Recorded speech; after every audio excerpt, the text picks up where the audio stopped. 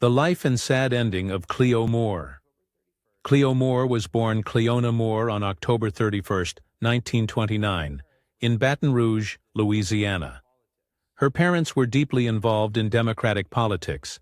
Politics in Louisiana was an all-consuming passion for many families in the 1920s and 1930s.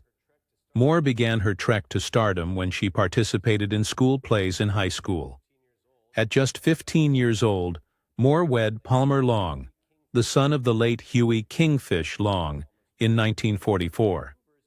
Palmer's father had been one of the movers and shakers in Louisiana politics for years, first serving as governor and then in the United States Senate. He was assassinated in 1935 in the state capitol building. The marriage was doomed to fail, lasting a mere 6 weeks. After Moore finished high school, she moved with her family to California, where her father anticipated the end of World War II and the building boom expected to follow. Once in sunny California, it did not take long for her to get discovered. She was spotted by an RKO executive and convinced to take a screen test, which she passed. Her first film was a rather nondescript production called Congo Bill in 1948. After that fiasco, Moore returned to work at her family's building business and did some modeling. 2 years later, in 1950, the shapely blonde appeared in a western entitled Rio Grande Patrol, where she received 5th billing in a movie that went nowhere.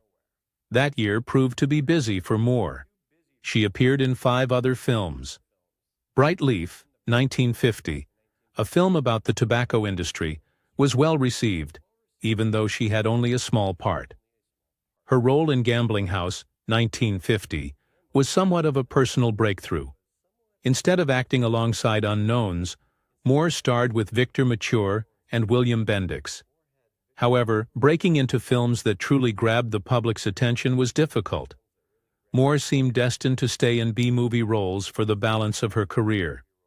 She did appear in a crime drama called On Dangerous Ground, 1951, with Ida Lupino and Robert Ryan, but only had a minor part.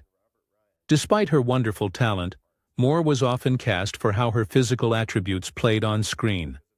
This focus seemed secondary to the studio moguls. She was very beautiful, but Moore wanted them to look past that and recognize her talent. In 1954, Moore appeared in 2 more box office bombs, The Other Woman and Bait. The following year, she made 2 additional films, Hold Back, Tomorrow, which was termed Strange, and Woman's Prison. Although Woman's Prison was a second-class movie, it fared well at the box office due to its subject matter. Other than that, it did not have much going for it. In 1957, Moore starred in her final film, Hit and Run, along with her sister, Maria Leah. Despite having star billing, the movie was another box office bomb. Following this, Moore left the motion picture industry forever.